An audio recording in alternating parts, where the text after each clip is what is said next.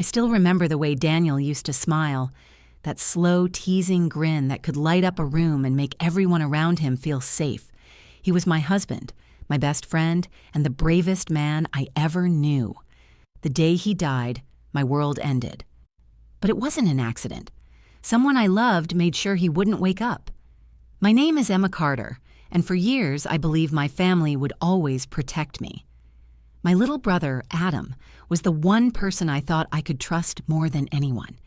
He'd grown up shadowing Daniel, calling him his hero. I never imagined he'd be the one to take him from me. The camera moves in closer. My voice cracks.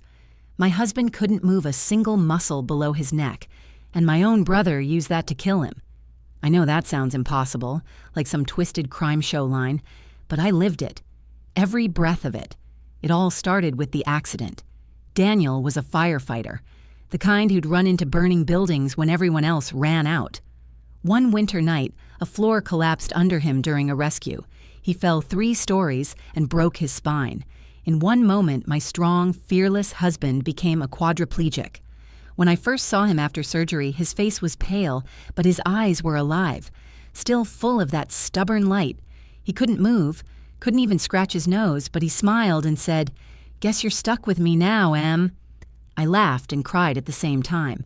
He always made things seem okay, even when they weren't. Life changed overnight. The machines, the nurses, the routine. It was a blur of medications and exhaustion. I left my job to care for him full time. We turned our small suburban house into a maze of ramps and monitors. Still, I didn't mind. He was alive. That was enough for me. Then my brother Adam offered to help. He'd just been laid off from his tech job, said he wanted to stay for a while to help me manage things. It sounded like a blessing. At first it was. He'd joke with Daniel, make him laugh, cook dinner, fix things around the house. For a while, it felt like family again. But there were moments that didn't sit right. Like the night I overheard Adam in Daniel's room, his tone soft but sharp.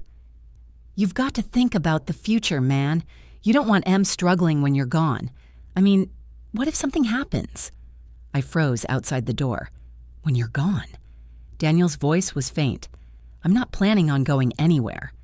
"Sure, but it's smart to be prepared," Adam said. "You've got that insurance money sitting there, and wills aren't forever, you know." I wanted to burst in and tell him to shut up, but Daniel hated when I hovered.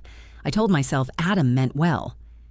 2 weeks later, Daniel mentioned that Adam had helped him update some paperwork.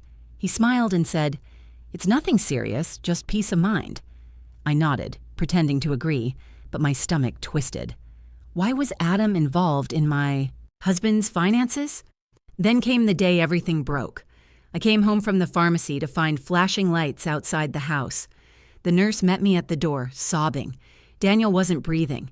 The monitor showed a flat line, and the bottle of oxycodone was empty on the nightstand. I screamed his name, but he was gone. The coroner called it an accidental overdose. Too much pain medication, maybe a reaction. But Daniel couldn't have taken them himself. He couldn't move his hands. My mind wouldn't stop spinning. Something was wrong. At the funeral, I stood beside his casket, numb, my fingers tracing the flag folded across the wood. People hugged me, whispered condolences, said time would heal.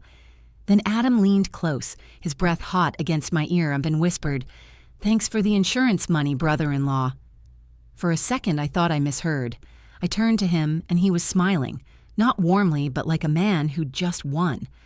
I stepped back, shaking my head. "What did you just say?" He smirked. "You're grieving, Em. You probably misheard." I wanted to scream, to claw at him, but every eye in that church was on me. My mother's glare was enough to silence me. "Don't cause a scene," she hissed. "Adam's been nothing but supportive." Supportive? He was the last person Daniel saw alive. The organ swelled as they closed the casket, and I felt my knees buckle. I couldn't breathe. I knew in that moment that my brother had done something terrible. But no one would believe me. As the camera lingers on Emma's face, she looks straight ahead and says, "Everyone told me to let it go. That grief makes people imagine things, but I wasn't imagining it. My brother killed my husband, and 6 months later, when they started digging Daniel's grave back open, that's when his mask finally slipped. Fade out. Piano ends on a single haunting note. I used to believe that if you built your life on love, everything else would find its place. Daniel and I met when I was 25 at a volunteer blood drive. He was in uniform, charming and steady. The kind of man who made everyone feel safe just by standing there.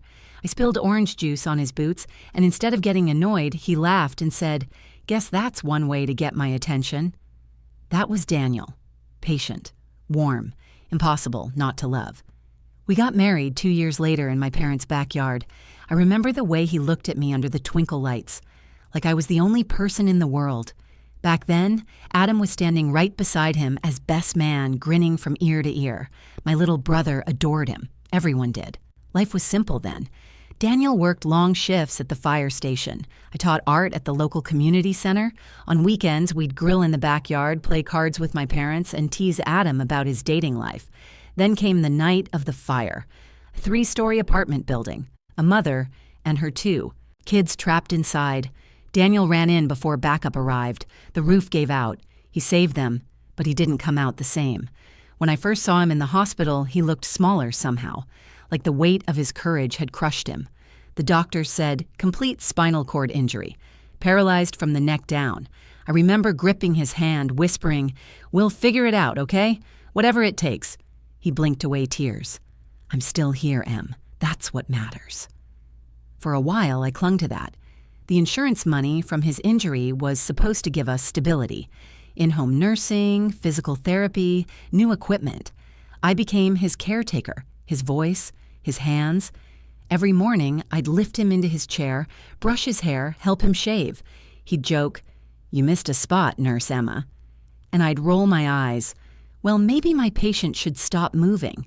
We'd laugh, pretending this was just a phase, that one day he'd walk again. But deep down, I knew we were adjusting to forever. Adam moved in a few months later. He said he wanted to help, just until I get back on my feet. At first, I was grateful. He'd always been the golden boy in our family. Funny, charming, the one my parents could never say no to. If Adam wanted something, somehow it was always given. Still, I thought maybe this was his way of changing, of stepping up. He cooked, cleaned, even helped Daniel with his physical therapy stretches. But sometimes I'd walk in and feel tension, like I'd interrupted something. Once, I heard him telling Daniel, "You're lucky, man. Emma takes care of you like no one else would." Then, quieter, "If I were in your place, I'd make sure she's rewarded when you're gone." I brushed it off. I didn't want to think my brother meant anything by it. But there was a darkness in his voice that day that stayed with me. My parents adored having him nearby. Mom would call and say, "See, isn't it nice having family close again?" I'd smile through the phone and say, "Yeah, Mom, it's great." But at night, when the house went quiet, I'd lie awake listening to the faint beep of Daniel's monitor and Adam's footsteps down the hall. Sometimes he'd stay up late in the study, whispering on his phone. When I'd ask who he was talking to, he'd shrug and say, "Job stuff, don't worry about it." Daniel, ever the peacemaker, told me to let it go. "He's helping us, Em. Don't make him feel unwelcome." So I didn't. Then one afternoon, I came home early and found Adam sitting by Daniel's bedside, papers spread out on the tray. My husband's voice was weak but clear. "I trust you, Adam. You've been like a brother to me." My brother smiled. "You can count on me, man. I'll take care of everything." When I walked in, they both looked up too fast. I asked what they were doing. Adam waved the papers. "Just helping Daniel sort through bills. Relax." But Daniel avoided my eyes. Later, when I asked him privately, he said, "It's just some insurance stuff. Adam's good with forms." That was the first time I felt real fear. Over the next few weeks, Daniel seemed quieter, distant. He'd drift off mid-conversation, his medications making him drowsy. I started double-checking his doses, counting every pill. I noticed refills happening faster than they should. When I asked Adam, he brushed it off. "The nurse must have messed up. Chill, Em." Still, I couldn't shake the feeling that something inside our house had shifted, like a line had been crossed and no one but me could see it. The music softens. The camera focuses on Emma's eyes, full of grief and disbelief. Looking back now, all the signs were there. The late-night phone calls, the forged charm, the way he always knew when Daniel's nurse wasn't around. I thought I was living with my brother. But what I didn't know was that I was living with my husband's killer. Fade to black. Soft piano fades out.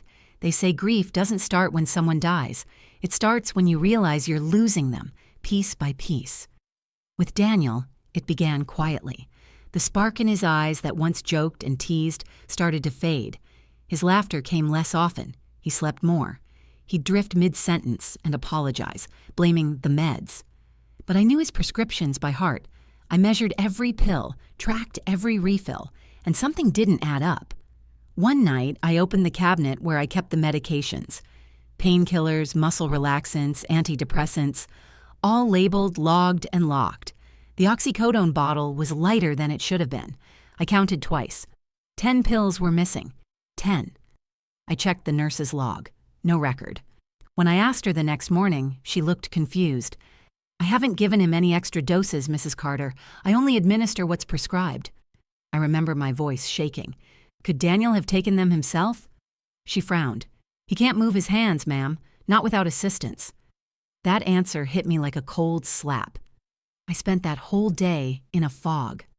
Adam was in the living room, scrolling through his phone, laughing at something. The sound made my skin crawl. That night, while he was out, I went into the guest room he'd turned into his office. Papers, empty beer bottles, and a laptop sat on the desk. The glow from the screen showed an email titled Life Insurance Payout Clause. Update. I opened it. It was a correspondence between Adam and an attorney I'd never heard of. The tone was casual, but one line made my heart stop. Once the revised will is notarized, the beneficiary transfer will take effect immediately upon the insured's death. I felt my throat close. Beneficiary transfer? That was Daniel's life insurance. My hands shook as I scrolled. The next message read, "We can finalize next week once your brother-in-law signs the confirmation with a witness present." I didn't finish reading. My vision blurred with tears and rage. My brother, my own brother, was having my paralyzed husband sign financial papers tied to his death. I slammed the laptop shut and locked myself in the bathroom. I wanted to call the police or the insurance company or someone, but I didn't have proof that Daniel understood what he was signing. When I confronted Adam the next morning, I tried to sound calm. "Why are you talking to lawyers about Daniel's insurance?" He didn't even blink. "Because I'm helping you, Em. You're drowning in bills. You should be thanking me." "Helping me? By making yourself a beneficiary?" He leaned forward, eyes sharp. "You don't understand how things work. When Daniel's gone, you'll need someone to manage things. You can't handle this alone." My stomach turned. "Are you waiting for him to die?" He smirked. "You're being dramatic." I wanted to slap him, scream at him. But Daniel was in the next room, listening. I couldn't let him hear. For days, I barely slept. I'd check Daniel's breathing every hour, terrified I'd wake up and he'd be gone. Then came the night that changed everything. It was a Friday. Rain tapped the windows like nervous fingers. The nurse had called in sick, so I decided to stay up with Daniel myself. Around midnight, I went to make coffee. When I came back, Adam was standing by Daniel's bed. He jumped when he saw me. "He couldn't sleep," he said quickly. "I gave him his meds." But when I looked at the tray, the dosage was wrong. 2 oxycodone tablets missing. My voice cracked. "Adam, those are double his dose." He rolled his eyes. "He was in pain, Emma. You're too uptight about this stuff." I wanted to snatch the pills from his hand, but Daniel whispered weakly, "It's okay." I was hurting. He trusted Adam. Still. I sat by Daniel's side for hours, watching his breathing slow, his eyes flutter shut. Around 3 a.m., he murmured, "I love you." I kissed his forehead. "I love you too." When I woke up 2 hours later, the room was too quiet. The monitor was flat, his lips were blue. I screamed until my throat tore. The paramedics came, but it was over. The police called it accidental overdose. They said chronic pain patients sometimes take too much. I tried to explain. He couldn't even lift his hand to his mouth. They nodded politely, but I could see the disbelief in their eyes. At the funeral, everyone told me to stay strong. My parents hugged Adam, telling him how proud they were of him for helping so much. I stood there, numb, until Adam leaned close. That smirk again, and whispered, "Thanks for the insurance money, brother-in-law." I froze. My hands clenched around the rose I was holding until the stem broke. "What did you just say?" I hissed. He smiled faintly. "You're grieving. You probably misheard." Then he walked away, leaving me shaking beside my husband's coffin. That night, I realized the truth. No one would believe me. My parents thought I'd lost my mind. The police had closed the case. Adam had won. So I stopped fighting. At least, that's what everyone thought. But deep down, I made a promise to Daniel. I'd find the truth, no matter what it cost me. They all thought I was broken. But I wasn't broken. I was waiting. Fade to black. After Daniel's funeral, everything inside me went silent. The world kept moving. Cars passing, people laughing, my parents telling me to move on. But I was stuck in that moment when the monitor flatlined. For months, I lived on autopilot. I'd wake up, make coffee I never drank, stare at the empty wheelchair in the corner. Sometimes I'd still talk to him, out loud, like he was sitting there listening. "You'd tell me not to cry, wouldn't you?" I'd whisper. "You'd tell me to fight." But there was no one left who believed me. My family called me paranoid. My mom said grief made people see monsters in those they love. And Adam? He acted like he'd done nothing wrong. He came by often, all smiles and fake concern. "You holding up okay, Em? You should sell the house," he'd suggest, eyes scanning the framed photo of Daniel on the mantel. "It's too much for you to handle alone." I'd nod politely, pretending I hadn't seen the new truck he'd bought or the watch on his wrist that cost more than my car. Every word he spoke felt like a knife. But I didn't fight. Not yet. Then one morning, 6 months after Daniel's death, I found a letter in my mailbox. No return address. Just my name in shaky handwriting. Inside, a single line. "Check the toxicology report. The dosage doesn't match." I must have read it 100 times. My heart pounded so hard it hurt. The envelope smelled faintly of antiseptic, like a hospital. Someone out there knew something. That was the moment I decided I was done being the grieving widow. I went to the police first. They brushed me off, saying the case was closed. But when I mentioned the letter, one officer paused and gave me a card. "Talk to Detective Nolan," he said. "She handles medical discrepancies." That's how I met Detective Sarah Nolan, mid-40s, calm eyes, voice like steady gravel. She listened, really listened as I told her everything. The pills, the will, the whisper at the funeral. When I finished, she leaned back in her chair. "You said your husband couldn't take pills on his own?" "Not a chance," I said. "He couldn't even hold a spoon." "Then someone administered them," she murmured. "And if the dosage doesn't line up with the prescription record, we've got a problem." For the first time, I felt seen. Detective Nolan reopened the case quietly. She warned me not to alert anyone, especially Adam. "If he did this, he's already convinced the world you're unstable," she said. "Let's keep it that way. Play along." So I did. I invited Adam over for dinner. I smiled. I cooked his favorite lasagna, poured his favorite whiskey. I laughed at his stories even as my blood boiled. Every word he spoke felt like poison, but I stayed calm. While I played the grieving sister, Nolan was digging. She subpoenaed pharmacy logs, cross-checked refill dates, and found something chilling. Adam's name had been listed as a secondary caretaker on Daniel's file, giving him access to prescription refills. He'd picked up pain medication twice after Daniel's supposed death. Still, it wasn't enough for a warrant. I needed more. So I started digging myself. I went through Daniel's old iPad, the one Adam had used to help with paperwork. In the Notes app, I found a voice memo from 2 weeks before Daniel died.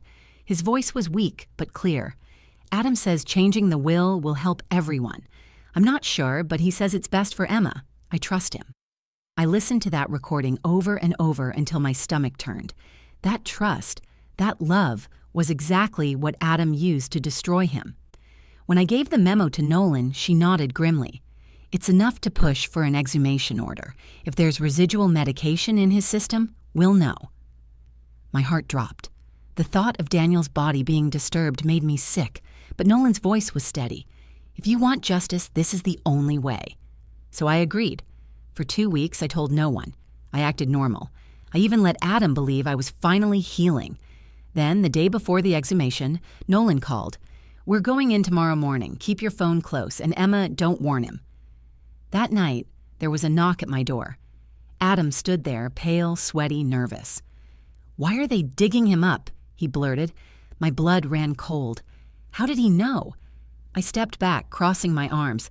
"Who told you that?" "It's all over town. The cops are reopening the case." "Why? You already ruined enough." His voice cracked. For the first time, I saw fear in his eyes. Real fear. I stared at him, my voice low. "You did this, Adam. You know you did." He took a shaky breath, forcing a smile. "You can't prove anything." I leaned closer, whispering, "Maybe not yet, but soon." He left in silence, slamming the door behind him.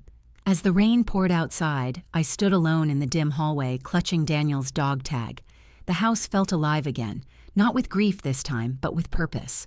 "Tomorrow," I whispered to the empty room, "we'll finally bring you home, Daniel, and he'll pay." The morning of the exhumation felt like stepping into someone else's nightmare. I could hear the shovel scraping dirt even from a distance. Steady, hollow, final. Each sound cut through me. Detective Nolan stood beside me, her coat pulled tight. "You sure you're ready for this?" she asked quietly. "No," I whispered, "but Daniel deserves it." The rain fell harder as they lifted the casket. My chest ached.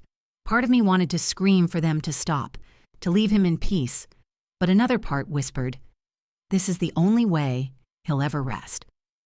When they took him for testing, Nolan squeezed my shoulder. "Go home. We'll call you when we have the report." I nodded, numb. Those next few days were torture.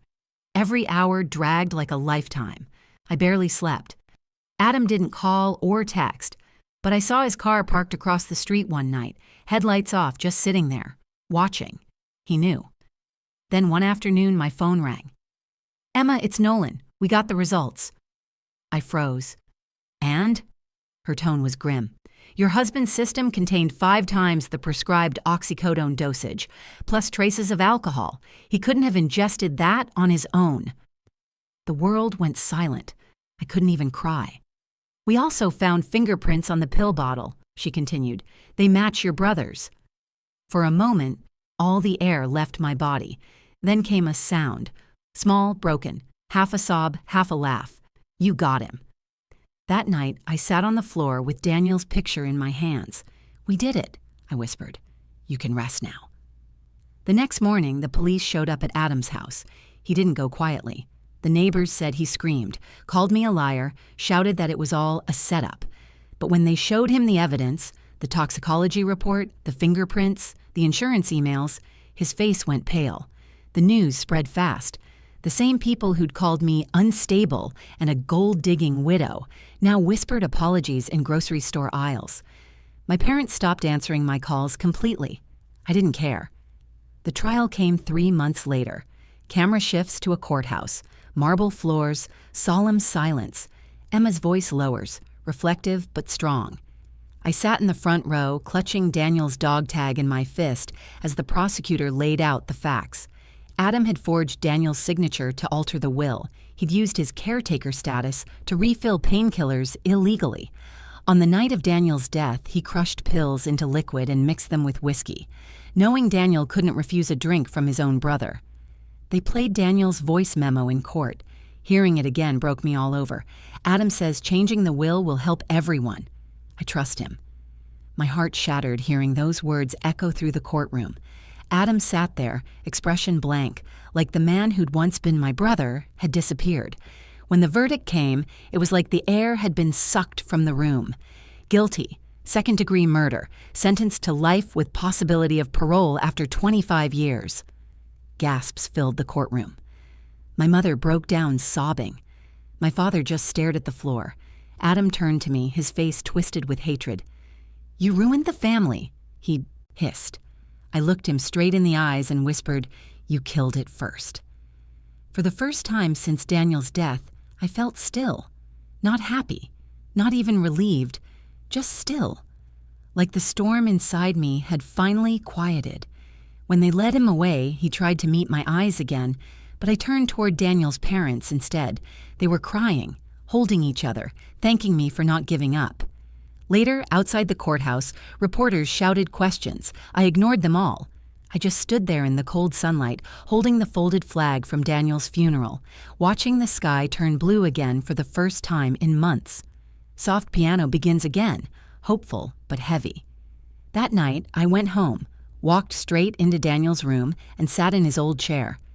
The beeping monitor was gone, replaced by quiet peace. I whispered, "It's over, love. He can't hurt anyone anymore." Then I looked out the window, where the streetlights glowed softly through the rain. "You were right, Daniel," I said. "I just had to fight." For the first time since the accident, I slept through the night. When I woke, I realized something. Justice didn't heal the wound. It just stopped it from bleeding. But that was enough. "Rest now, my love. The truth is out." Cut to black.